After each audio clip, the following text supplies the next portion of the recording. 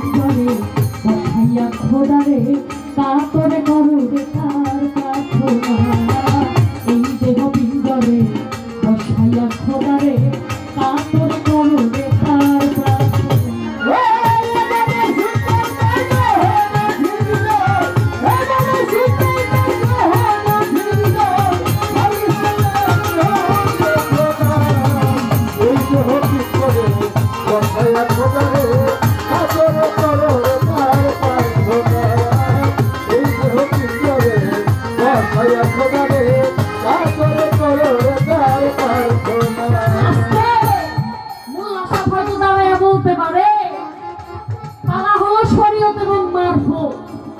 সর্বপ্রথমে এই গানটা কেন মারফত কি? মারফত হলো পুরো সাধনার বিষয়, দেহের বিষয়। কবি জালালউদ্দিন খাঁ বলছে, জানাই বিশ্ব ব্রহ্মাণ্ডে তা আছে মানব ভাণ্ডে, কেউ খুঁজে পায় কেউ পায় না। এখানে আমার উস্তাদ সোহান সরকারের একটা গান আছে, আগুন পানি বাতাস দিয়া নূরের আলো জ্বালাইছে, মাটি দিয়া কোরআন বানাইছে। একটা অন্তরায় বলা হয়েছে, 30 হয় পাতার কোরআন, 40 হয় দেহ কোরআন, তর্কে কি আর হয় রে সমান, আল্লাহ 10 হরফ মানুষকে বেশি দিছে। শরীয়ত পালারা গাইবেন, একটু বুঝা গাইয়া নামাল লাগে, বুঝছেন না? তার কারণ হলো 30 পারা হলো পাতার কোরআন, আর 40 পারা হলো মানব কোরআন। মানব মানব, আর এই মানবটাই হলো মারফত।